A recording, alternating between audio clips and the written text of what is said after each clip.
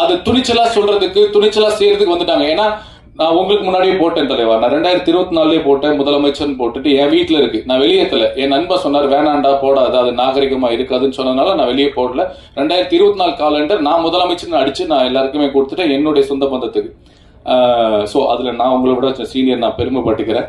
So நீங்க தைரியமா நீங்க வந்து படத்துல வச்சு அதை வெளிப்படையா போட்டு அதை ரொம்ப ட்ரெண்ட் பண்ணது ரொம்ப ரொம்ப நல்லா இருந்தது. அது ஒரு நல்ல விஷயத்துக்காக. ஸோ இதெல்லாம் பேசும்போது ஒரு சின்ன கோபமும் வருது, இங்க பதிவு பண்ண வேண்டிய கட்டாயம் இருக்கு. கலையும் அரசியலும் இல்லாம எந்த ஒரு மனிதனின் வாழ்க்கையும் முழுமையடையாது. அரசியல் பேசாதப்பா இது ஆடியோ லான்ச் அப்படின்னா எப்படி, கலை பேசாதப்பா இது பொது இடத்துல கலை பேசாதப்பா அப்படிலாம் கிடையாது. ஒவ்வொரு மனிதனின் வாழ்க்கையிலும் அவனுடைய முழுமை, கலையும் அரசியலும் இல்லாமல் முழுமை அடையாது. அப்புறம் எப்படி நாங்க அரசியல் பேசாம இருக்க முடியும்? ஸோ நேத்து பாருங்க, ஒரு லாக்அப் டெத்ல செத்து போன அஜித் குமாரோட தம்பிக்காக, அவனுடைய நீதிக்காக தமிழக வெற்றி கழக தலைவர் எங்கள் தளபதி விஜய் அவர்கள் போராட்டத்தை வந்து பண்ணணும்னு சொல்லி கவர்மெண்ட் கிட்ட பர்மிஷன் வாங்கி இருக்காங்க.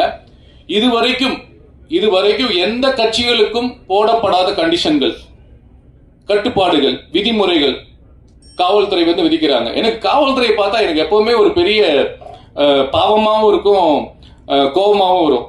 ஏன்னா எந்த கட்சி ஆட்சி வந்தாலும் அந்த ஆட்சி தலைவர்கள் தான் அந்த உள்துறை அமைச்சரா இருப்பாங்க, அவங்க தான் காவல்துறை கீழே வச்சிருப்பாங்க.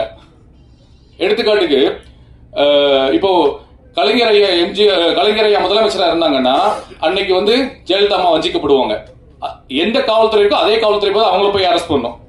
என்ன சொன்ன அப்போ காவல்துறை யார் கேட்டு வேலை செய்துங்க? காவல்துறைக்கு என்ன நேர்மை இருக்கு இங்க இருக்கிறது நான் கேட்கிறேன்.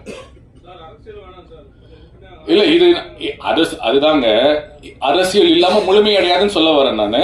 இத நான்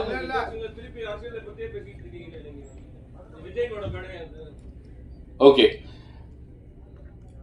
இருந்தாலும் நீங்க எவ்வளவு இந்த மாதிரி அடக்குமுறைகளை கொடுத்தாலும் எங்களை தமிழக வெற்றி கழகத்தையும் தமிழக வெற்றி கழக தலைவர் விஜய் அவர்களையும் எங்களுடைய தோழர்களையும் நீங்க அடக்கினாலும் மீண்டும் மீண்டும் எழுவோம்.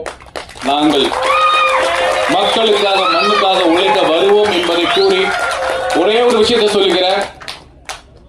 போராட்டம் பண்ணி மக்களுக்காக மண்ணுக்காக கம்யூனிஸ்ட் கட்சியும் சரி, இல்ல விடுதலை சிறுத்தைகள் கட்சிகள், நீங்க எல்லாருமே நல்லா தெரிஞ்சுக்கோங்க,